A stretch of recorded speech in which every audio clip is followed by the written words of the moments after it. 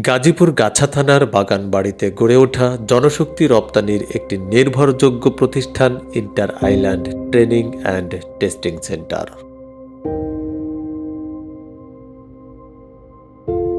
চলছে inter island training and testing সেন্টারের ছাত্রদের মিলন মেলা।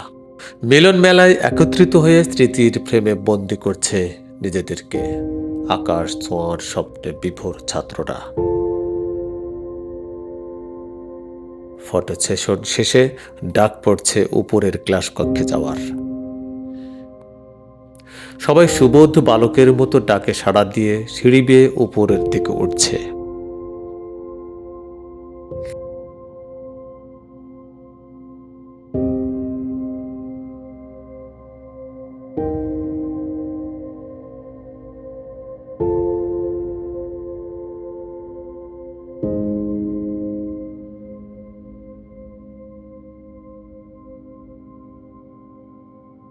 এটি 3 তলা।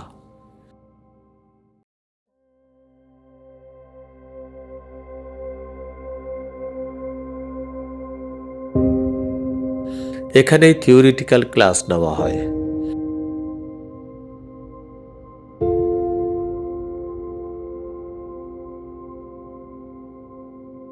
এরকম আরো 3টি কক্ষ রয়েছে প্রতিষ্ঠানটির। কক্ষগুলোতে বিভিন্ন বিষয়ের উপর থিওরিটিক্যাল ক্লাস নেওয়ার পাশাপাশি কয়েকটি বিদেশি ভাষাও শেখানো হয়। তার মধ্যে সিঙ্গাপুরের ভাষা বিশেষভাবে উল্লেখযোগ্য। ক্লাস কক্ষে ঢুকতেই দেখা যায় দেয়ালে টাঙানো রয়েছে সিঙ্গাপুরি ভাষার বর্ণমালা। আরও রয়েছে ট্রেনিং সংক্রান্ত নানান দিক নির্দেশনামূলক দেয়ালিকা। এই আনন্দঘন পরিবেশে সকল ছাত্রকে একত্রে পেয়ে প্রতিষ্ঠানের উপদেষ্টা মোহাম্মদ ইমতিয়াজ হোসেন এক উৎসাহমূলক আলোচনা রাখেন তাদের মাঝে। আলহামদুলিল্লাহ, দক্ষতাই শক্তি, আমরা সবাই জানি। এই সময়ে এই আধুনিক বিশ্বে যারা যত বেশি দক্ষ তারা তত বেশি উন্নত। আমরা এই যে আমি একটা ছোট্ট কথা বলি, এই কথাটি আমি শুরু করছি। পৃথিবীর সমস্ত অর্থনীতি, সমস্ত টাকা পয়সা যার যেখানে আছে, অল্প কিছু মানুষের কাছে সবচেয়ে বেশি আছে, ঠিক নাকি? ঠিক নাকি? এই সব মানুষের কাছ থেকে টাকা পয়সা নিয়ে একেবারে পৃথিবীর সব মানুষকে ভাগ করে দিলাম। মনে করেন প্রত্যেকে 2 লাখ থেকে 2.5 লাখ টাকা করে পাবে। এই টাকা সবাই তো এখন সমান, সবার অর্থনীতি সমান, তাই না? ঠিক 4 বছরের মধ্যে যার যেখানে যত টাকা ছিল সেখানে চলে যাবে। কেন যাবে বলেন তো? কেউ বলতে পারেন কেন এইভাবে যার টাকা তার কাছে পৌঁছে যাবে?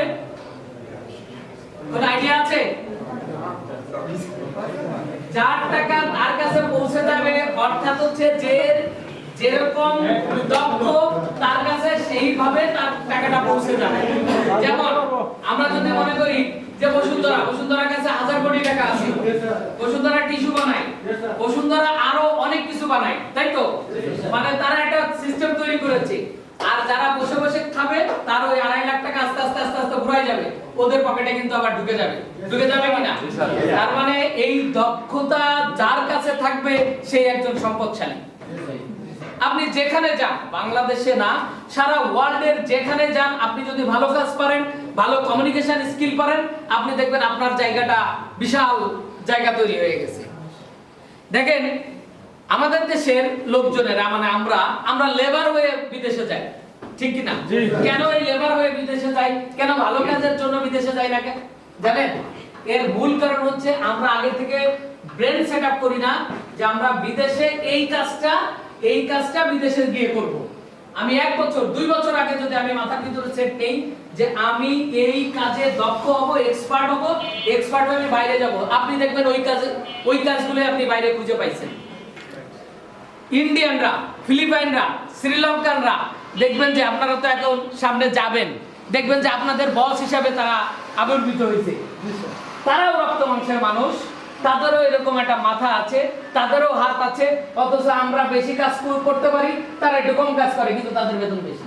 এর কারণটা হচ্ছে আমরা, এক নাম্বার কথা হচ্ছে আমরা দক্ষ হই না, দুই নাম্বার কথা হচ্ছে তাদের সাথে আমার কমিউনিকেশন হয় না, ল্যাঙ্গুয়েজটা ঠিক হয় না। একজন ইঞ্জিনিয়ার আপনারা যে কাজ করবেন, হয়তো তার সেখানে হাজার হাজার ইঞ্জিনিয়ার থাকবে এবং একজন প্রজেক্ট ডিরেক্টর থাকবে, তাদের মধ্যে একজন ধরেন একটা ম্যাপ নিয়ে আসছে, এই ম্যাপ আনার ফলে ওই একজন কথা বলতেছে যে এই ম্যাপটা বুঝো কিনা, তারা তো তাদের ভাষায় কথা বলবে, হ্যাঁ, যে have understood this map, by this map you have to make this thing like this way, বুঝাচ্ছে। দেখবেন যে একজন দাঁড়াইছে, তারা বলছে yes I understand, please give me, I will prepare this one, ঠিক আছে, সে কমিউনিকেশন করলো। এই যে যে কাজটা দিবে, যে কাজটা দিবে, যখন যে কমিউনিকেশনটা করলো, নজরটা তার দিকে যাবে না, পরে বলবে ঠিক আছে তুমি আসো, তোমরা বসো, আসো, এই যে বুঝে নাও, তোমার এই কাজ দিলাম, তুমি এটা নিয়ে নাও। তার মানে কি, দক্ষতার সাথে ল্যাঙ্গুয়েজটা খুব ইম্পর্টেন্ট। কিন্তু আপনি যে দেশেই যাবেন, আপনার জন্য কিন্তু সারা ওয়ার্ল্ড খোলা, যদি আপনি কাজ জানেন। আপনি যে দেশেই যাবেন, আপনি তাদের সাথে কমিউনিকেশন করে তাদের ল্যাঙ্গুয়েজটা আগে দক্ষতায় আনবেন, এনে তাদের সাথে কথা বলবেন। আমরা জানি প্রথম গিয়ে অনেকে অনেক সমস্যার সম্মুখীন হয়, কারণ ভাষা বোঝে না, সংস্কৃতি বোঝে না, কোথায় থাকতে হয়, খাবারের সমস্যা হয়, পানির সমস্যা হয়। এটা তো আমাদের বাংলাদেশ না যে আমি ঘুম থেকে উঠলে আমার মা আমার জন্য রুটি বানাই দিচ্ছে, তাই না? ওখানে কিন্তু এরকম হবে না, ওখানে নিজের খাবারটা নিজের চেষ্টা করে খেতে হবে। খাবার দিলেও দেখা যাচ্ছে খাবারের ভিতরে ময়লা রয়েছে, সেই খাবারটাই আমাকে খেতে হচ্ছে। বাড়ি হলে তো থালাবাটি ভেঙে ফেলতাম, কিন্তু ওইখানে তা হচ্ছে না। তার মানে আমাকে অ্যাডজাস্ট করতে একটু টাইম লাগে, টাইমের পরে আমরা ঠিকই জায়গা মতো পৌঁছে যাবো। তবে আপনার মাথায় রাখতে হবে যে আপনাকে প্রচুর পরিমাণে দরকার ধরে, ঠিক আছে? তো যখনই কাজ করি, লোকজন আসে বলি যে ভাই এটা আপনার 5 লাখ টাকা লাগবে, 7 লাখ টাকা লাগবে, 3 লাখ টাকা লাগবে, আপনি যদি এই কাজটা করে আসেন আমরা টাকা ফিরু আছে অনেক ক্ষেত্রে, যে ভাই আমার এই কাজ শেখা দরকার, আমি কালকে পাঠাতাম, তবে তাহলে 2 লাখ টাকা আমি ওইখানে যেয়ে শিখে নেব। আপনি বুঝেন, এখানে একটা প্রতারণা, একটা সুযোগ দেওয়া হয়। কিভাবে সুযোগ দেওয়া হয়? মনে করেন আপনি সৌদি আরব যাবেন, আপনারা বলছে আপনি ড্রাইভিং পারেন, আপনি বলছেন তো ভাই আমার ওই ড্রাইভিং বিষয় পাঠাই দেন, ঠিক আছে?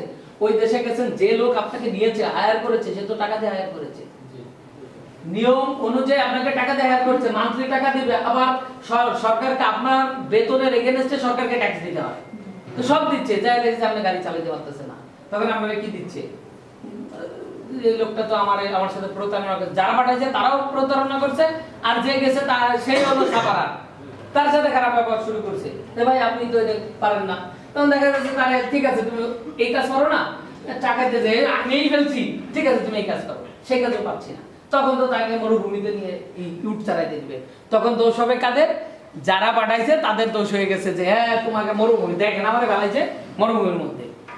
এখন বিষয়টা হচ্ছে এটা একটা ফ্যাক্ট, এটা হতে পারে, আবার কেউ আবার প্রতারণা করে মরুভূমির মধ্যেও ফেলাইতে পারে, এটা অবিশ্বাস্য না। আমরা বাঙালি ব্রেন পচা জাতি, একবারে সত্য কথা বলছি, যে আমরা যদি আজকে থেকে টার্গেট নেই যে আমি বিদেশে যাব, আমি একটু অপেক্ষা করি, 6 মাস অপেক্ষা করি।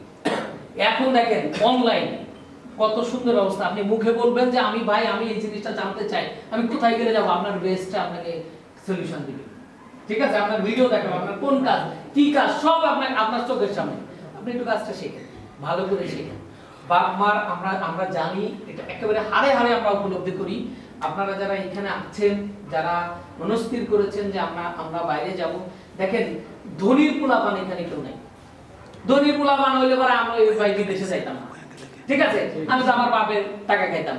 কোন টাকাতে আমরা বিদেশে যাচ্ছি? আমার গরু বেচা টাকা, আমার বোনের কাছ থেকে আনা টাকা, আমার ভাইয়ের কাছ থেকে আনা টাকা, আমার শ্বশুর বাড়ি থেকে আনা টাকা, এই যে আপনি জানেন মুরগি বেচা টাকা, এই টাকার পিছনে যে কি পরিমাণ একটা ফ্যামিলির শ্রম রয়েছে, আপনি বুঝতে পেরেছেন? শুধু এই কথাটা মাথায় রাখেন যে এই কষ্টের টাকা, এই টাকা দিয়ে আমি বিদেশে যাচ্ছি, যাওয়ার আগে নিজেকে একটু তৈরি করে নিই, নিজেকে একটু ঝালাই করে নিই যে আমি এই কাজটা শিখে যাব। আপনি মনে করেন এখানে যে আমাদের যে ট্রেড আছে, সেই ট্রেড এ বাদও আরো কিছু কাজ আপনারা শিখবেন। যে ড্রাইভিং পারেন, ড্রাইভিংটাও মাথায় রাখবেন, কারণ ওইখানে গেলে কোন কাজে আপনাকে যে ক্লিক করবে সেটা তো বলা যায় না। হতে পারে এরকম যে আপনি ড্রাইভিং করেন, তো আপনি ড্রাইভিং এ নিয়ে গেছে, মানে ড্রাইভিং সাইডে আপনার নিয়ে গেছে, ঠিক আছে, হতে পারে এরকম। তো এটা আপনার স্কিল ডিপেন্ড করবে, আপনি কি, আপনি ভালো ড্রয়িং করতে পারেন সাপোজ, এটাও কিন্তু মানুষের লাইফকে চেঞ্জ করে দিতে পারে যে আপনি এটা ভালো ড্রয়িং, আপনি ভালো গান জানেন, সেটাও আপনার লাইফকে চেঞ্জ করে দিতে পারে। তার মানে স্কিল হচ্ছে এখানে বড় ব্যাপার। আমাদের দেশে যে শিক্ষা ব্যবস্থা আছে, আমি শিক্ষা ব্যবস্থা নিয়ে আমি কাজ করি, ঠিক আছে। কিছুক্ষণ আগে আমি একটা বড় প্রোগ্রাম থেকে আসছি, ঢাকায় যে প্রথম আলোর একটা অনুষ্ঠান ছিল, ওইখানে আসছি। আমাদের দেশের শিক্ষা ব্যবস্থাটা এমন জায়গায় পৌঁছাইছে যে আমরা যে সাবজেক্টে পড়াশোনা করি সেই সাবজেক্টে কোনো চাকরি নেই দেশে, তারপরে ওই সাবজেক্টেই পড়াশোনা করি। সমাজ বিজ্ঞান, সোশিওলজি, তারপর পলিটিক্যাল সায়েন্স, জোর করে অনেকগুলো সাবজেক্ট বানানো হয়েছে সায়েন্স, ঠিক আছে, ওগুলো সায়েন্সের না, কিন্তু নামে শেষে সায়েন্স যোগ করে সায়েন্স বানানো হয়েছে, ধোঁকাবাজি। এইগুলো করার পরে মানুষগুলো কি হয়, বঞ্চিত হয়, সে ওই জায়গাটায় চাকরি পায় না। আপনি একবার চিন্তা করেন যে একজন কাঠমিস্ত্রি একটু দিনে কয় টাকা ইনকাম করে, আর একজন মাস্টার ডিগ্রি হোল্ডার ওই যে অফিসে বসে টাই শুট করে বসে বসে দিনে কয় টাকা কামাই করে, অনেক ডিফারেন্স। কিন্তু আপনি মনে করতে পারেন যে টাই শুট করে সে বিরাট ইনকাম করছে, না, যে কাঠমিস্ত্রি সে অনেক ক্ষেত্রেই বেশি টাকা ইনকাম করতে পারে।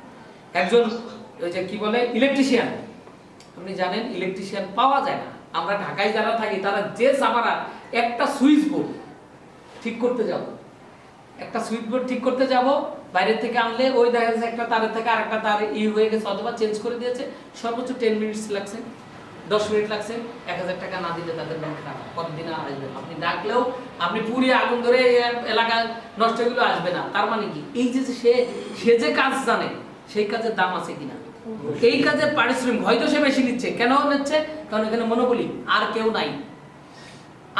নাই ওই কাজটা করার জন্য। তার মানে এইখানে এই জায়গাটা আমরা পড়ালেখা শেষ করার পরও আমরা দক্ষ হই না, যার জন্য আমরা অভিজ্ঞতা জানাইতে পারি না, ফলে আমরা কি হই, আমরা এই আমাদের রিকোয়ার্ড মতো টাকা পয়সা ইনকাম করতে পারি না।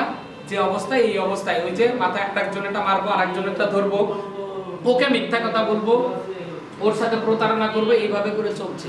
আমরা এই বাংলাদেশ চাই না, এই সমাজ চাই না।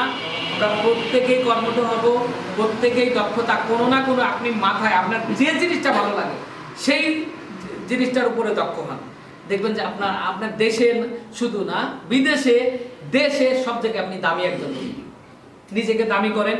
পড়ালেখা আমি যে এসএসসি পাস করি নাই, অনার্স করি নাই, বা বড় পর্যন্ত যাই নাই, ডাজেন্ট ম্যাটার। বাংলাদেশে না, সারা বিশ্বে যারা এখন পর্যন্ত রাজ করে যাচ্ছে, বড় বড় প্রতিষ্ঠানের মালিক, তারা অনেকেই পড়াশোনার সাথে জড়িত না।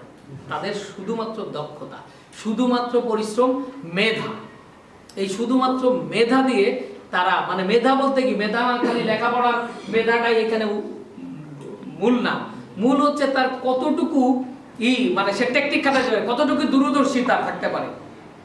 আমার একজন বিজনেস পার্টনার, ওনার বয়স যখন 24, হ্যাঁ, উনি আমার সে ডাবল বয়স আর কি, ওনার বয়স যখন 24, উনি আমাকে একটা কথা বলেছিল, উনি এই যে বিমান চলাচল করে, বিমান চলাচলের ফাঁকা জায়গাটা, যে জায়গায় যে লাগেজ নেয়, ওই ফাঁকা জায়গাটা ভাড়া করছে। মানে এটা ইউনিক আইডিয়া। ভাড়া মানে বিমান কার্গো ভিলেজে গেছে, যাই বলছে যে সরি বোয়িং বিমানের গেছে, যাই বলছে যে আপনাদের লাগেজ নেওয়ার পরে যে জায়গাটুকু ফাঁকা থাকে সেই জায়গাটুকু আমার কাছে ভাড়া দিবেন। তো বিমানের লোকজন বলছে, আরে কি বলে এটা কি এই ফাঁকা জায়গাতে আপনি কি করবেন? আবার আমি যা মনে হলে তাই করি, আমার বাতাস যাবে, তারপরেও আমি আপনাকে ওই ফাঁকা জায়গার জন্য আমি আপনাকে একটা অ্যামাউন্ট টাকা দিব, কিন্তু শর্ত হচ্ছে আমার প্রোডাক্ট ছাড়া অন্য কোনো প্রোডাক্ট আপনি এর ভিতরে তুলতে পারবেন না। সে মানে মানে যারা বিমান চালায়, মানে বিমানের যে চালায় বলছে, যারা ম্যানেজমেন্টে, তারা খুব অবাক হয়ে গেছে, এটা কি সম্ভব নাকি, তারা এটা দিয়ে কি করবে, উনি এটা দিয়ে কি করবে। তো ওনার কাছে একটা অ্যামাউন্ট চাইছে, তো যেহেতু বয়স কম, 24 বছর বয়স, বিশ্বাস করে নাই, তো বলছে যে ঠিক আছে, আমি 1 সপ্তাহ বিমানের যে ফাঁকা জায়গাটার ভাড়া আমি অ্যাডভান্স দিয়ে গেলাম, আজকে নিয়ে না, টাকা দিয়ে গেছে। এখন এই ফাঁকা জায়গাটাতে সে কি করছে, সে এই দেশের থেকে যত যে সামুদ্রিক যে আছে, কি বলে, সি ফুড বলে, এই সি ফুডগুলো কার্টন করে ওই জায়গা ফিল আপ করে বিদেশে পাঠায়, থাইল্যান্ড পাঠায়, সিঙ্গাপুর পাঠায়, ইসে পাঠায়।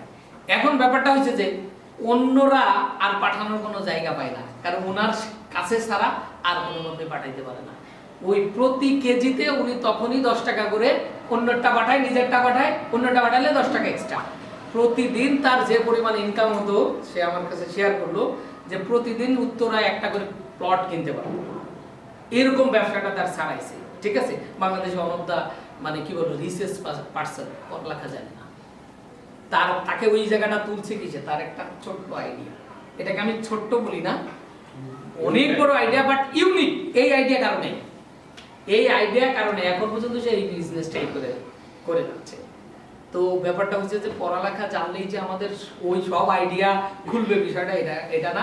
আপনাদের মধ্য থেকেও বড় বড় ভালো ভালো আইডিয়া থাকতে পারে, সেই আইডিয়াগুলো জেনারেট করবেন, চিন্তা করবেন ফ্যামিলির কথা, বাচ্চার কথা, তারপরে মার কথা, বাবার কথা, যে আমি দেশ ছেড়ে যাচ্ছি, দেশ ছেড়ে যাওয়ার জন্য আমাদের দেশের সুনাম থাকে, আমি এমন কোনো কাজে লিপ্ত হব না যাতে আমার বদনাম হয়, আর আমি যেন আমার ফ্যামিলিটাকে নিয়ে ভালো থাকতে পারি। আপনারা কিন্তু সম্পদ, দেশের সম্পদ, ফ্যামিলি সম্পদ। আপনি যখনই ফ্যামিলি সম্পদ হবেন অটোমেটিক্যালি দেশের সম্পদ হয়ে যাবেন। তো কাজ শিখেন, কাজগুলো দেখেন, কোন জায়গা আপনি এইখানে যদি এখানে করেন বা যেখানেই করেন কাজ যদি শিখেন, আপনি মনে রাখবেন যে আপনি টাকা দিয়ে এখানে কাজ শিখতে আইছেন, ও প্রপারলি শিখে যাবেন।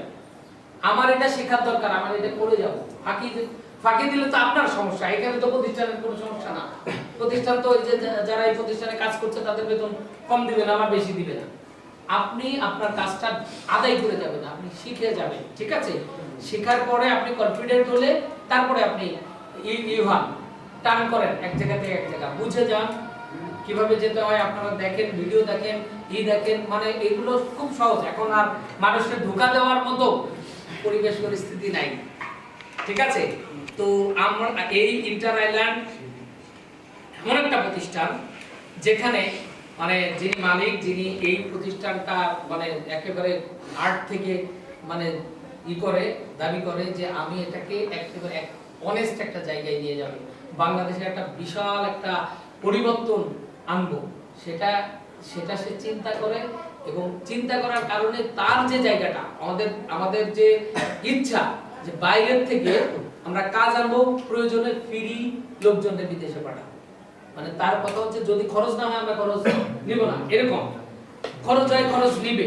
বাট আমাদের টার্গেট হচ্ছে যে যদি আপনারা সম্পদ হন, আপনাদের অনেক দামি বিষয়টা আসবে। ঠিক আছে, বুঝতে পেরেছেন? আচ্ছা, তা আমরা মানে আস্তে আস্তে আমাদের এই প্রতিষ্ঠানটা দেখবো, আরো জানবো। আপনাদের আরো কোনো কোয়েরি থাকলে আপনারা কথা বলবেন, আমাদের আরো প্রোগ্রাম রয়েছে। ঠিক আছে, প্রোগ্রামগুলো আস্তে আস্তে আমরা করবো। ঠিক আছে, ভালো থাকবেন। ধন্যবাদ।